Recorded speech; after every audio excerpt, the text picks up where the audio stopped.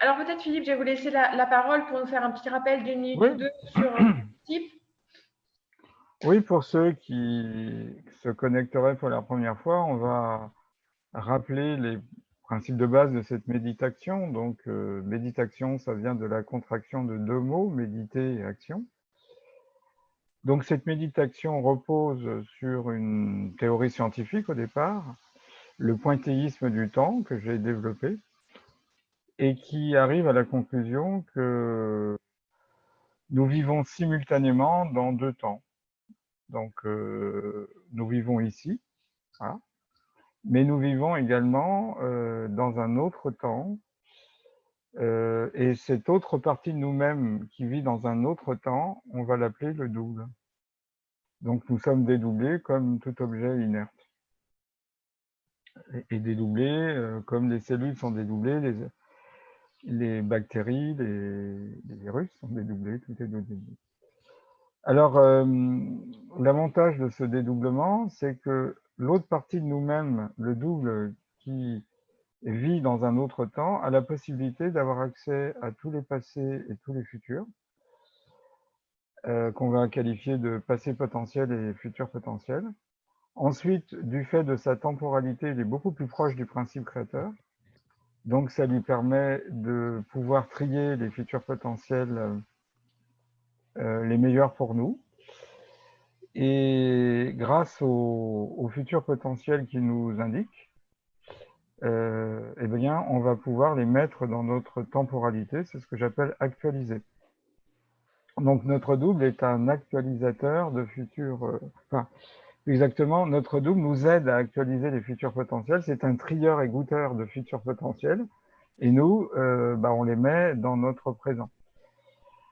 Alors, on est obligé de renoncer à un temps unique, unidirectionnel, au profit de multiples temporalités. Et dans cette méditation, on tiendra compte uniquement de deux temporalités pour simplifier la nôtre et celle de notre double, c'est-à-dire nous dans un autre temps, qui nous aide à sélectionner ces futurs potentiels. Alors, grâce à cette méditation, eh bien, on va pouvoir sélectionner les futurs potentiels qui vont nous permettre de résoudre nos problèmes individuels et collectifs.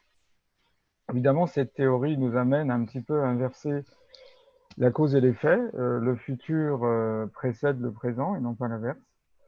Donc, si on arrive à se connecter sur des futurs potentiels harmonieux, équilibrés, qui vont nous permettre de résoudre nos problèmes individuels et le problème collectif qui nous occupe, eh bien, on va en quelque sorte changer la ligne temporelle, et c'est un petit peu le but de ces méditations.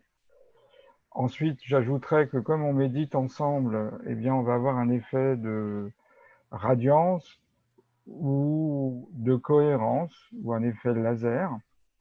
Et donc, nos doubles vont se réunir pour sélectionner individuellement les meilleurs des futurs potentiels pour chacun des méditactants. Alors, la philosophie qui se dégage de cette approche, c'est l'égoïsme altruisme, c'est-à-dire on s'occupe de soi, et en s'occupant de soi, on aide à l'équilibre de la planète.